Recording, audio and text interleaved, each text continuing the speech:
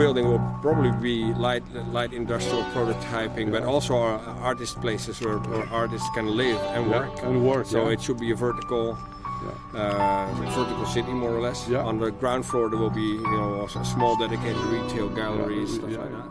Yeah, so we talked about the people in the buildings a lot, but I think our buildings are always on this earth somewhere where there's nature too.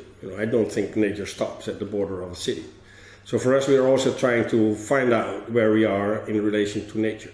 So we use the economy we create to create new ecology as well. And sometimes it's around better buildings, but it's also directly involved in nature, in the ecological integrity of where we live. So all our projects have programs where there's bees. Bees struggle. If bees struggle, humankind struggles, maybe even much more. Our food struggles. So it's important for us that we do our little bit and try to do something with bees around our projects. Sometimes we also have to do something with fruit trees, for instance. Around our projects, we try to create biotopes for insects. They're not too big, but it's the little thing that we can do. And in the greater scheme of things, I think it's very important that we rethink the future of our food. And I think we can create food in cities much better, maybe even in buildings. We can interact with nature much better. We can try to understand nature much better. So for instance, with bees, it's not just making sure that the bees are there and pollinate. But we can learn a little bit more. There's a lot of medical uses that we can use for bees. So for instance, for asthma treatments and burn victim treatments, we're really looking into what bees have to offer. And these are great projects, not just projects for the bees, but also for new jobs. So a lot of things come together in one of our projects. So our projects always have many, many layers. We're first in, last out. We're trying to go through all of that with the whole community and build it. And that's also why no other developer really likes what we're doing. They can't do the same thing. For us, it's very complicated, and we have to train a lot of people, and it's always a challenge. But we believe that this is also a community of life. And in the community of life, it's much easier, much more organic, much more future resistant, much more resilient than just having a building where we work, and a building where we live, and a building where we go to the swimming pool. It should all be one community of life. That's what we hope to create. That's what we hope to demonstrate. And if people see it, we hope they get inspired and try to do the same thing. Maybe it's not the right thing, but we believe it is. And if you really read the Earth Charter and you go through all those different phases where people have influence on how they want to live, on their own governance, where they're part of the community of life, which is very important for us, where they live in an ecological environment, not just in an urban environment, even if it's almost the same at a certain spot. Where we're talking about fair business and fair finance and fair industry, where we try to leave no one behind. If you really look at what a certain area has to offer, maybe you don't have to leave anyone behind because there's enough for everybody to share. But you have to break through barriers. You have to be confident enough to be a disruptor, because you have to go through the industry. You have to involve and persuade a lot of people, banks, governments, colleagues. You have to hire the right people. And that's a learning process that's very important for us. And for us it was also a process of learning. And I feel so privileged and so happy that I met the Earth Charter just after it was launched. I followed it a little bit. But then it was launched in Holland. There's a lot of people that I knew that were involved.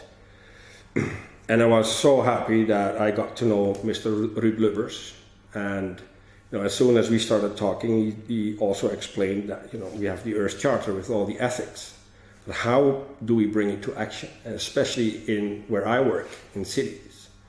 So this was just a great challenge, to read through the principles of the Earth Charter and then see how do they match the principles of sustainable urban development, or just urban development, or effective urban development. So Earth Charter and Ruud Lubbers were very important, but also Jane Jacobs in her vision about how cities should act for people.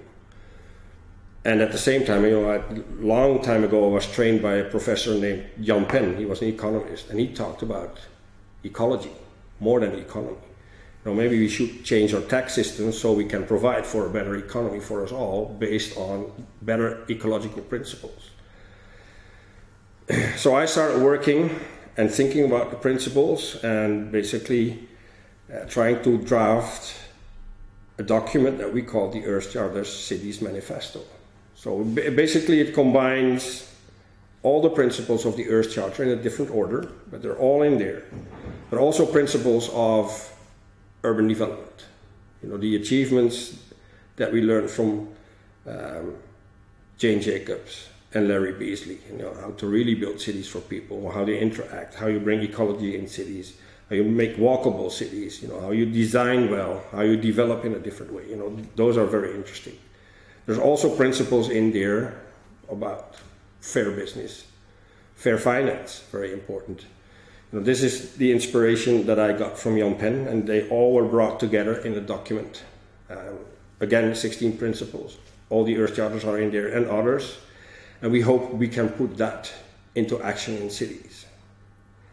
And once we launched that, I think the first drafts were in 2007. We launched it, I think, in 2010. But we were also discussing how are we going to use this.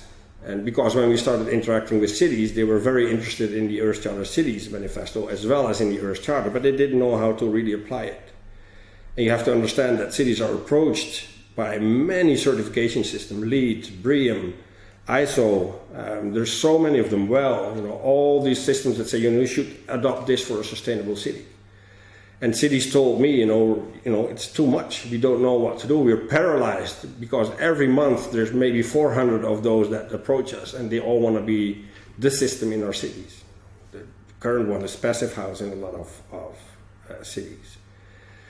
And I thought, Earth Charter or the Earth Charter Cities Manifesto cannot just be another certification system. It's about ethics. It's not about certain direct goals. I think we should go back to the ethics. And I really thought that Earth Charter Cities and Earth Charter should be about understanding where the ethics are. So look at yourself first, which is, I called it self-assessment. This is the best tool for self-assessment. Look at yourself. If you don't understand, if you don't know if you thought about everything, read the Earth Charter. It's about everything.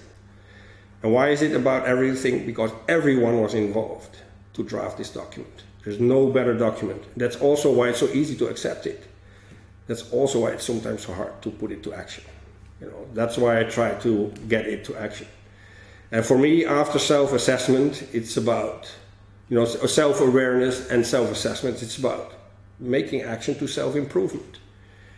Does it important if I improve through a BREEAM system or to a LEED system or to a passive house or something else? But if I demand from myself and my team that I do better every year, 15%, the next year 15%, and whatever I want to choose, maybe I want to buy fair trade 1 year and keep going, and the next year I want to have a better energy system, but I improve myself every time. That's what the whole world should do, and make your choices on how you want to do it.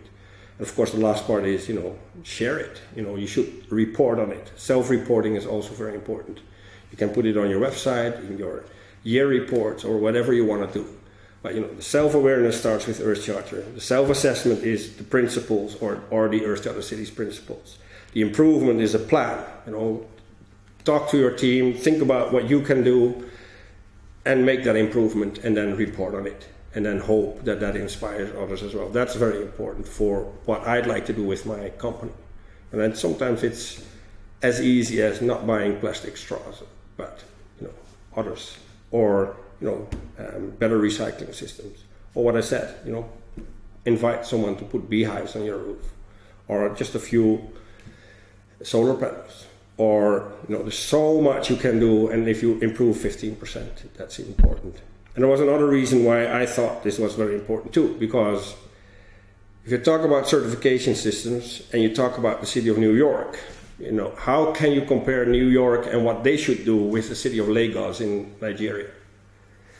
And I did talk to the city of Lagos, and they said, we can't be LEED, we can't be even Earth Charter in the same assessment as New York. Because, this is a new colonization. We should decide how we want to improve. And that's what I thought too. If Lagos improves 15% per year, that's so much more than for the community of life and the earth than if New York improves 15% per year. So, let them make the choices in how they want to do it, but why they want to do it is the Earth Charter. And that's why, for me and my company, we will always go back to the Earth Charter as a field of ethical choice. And within that, we'll choose how we want to do it and what we're going to deliver to prove it.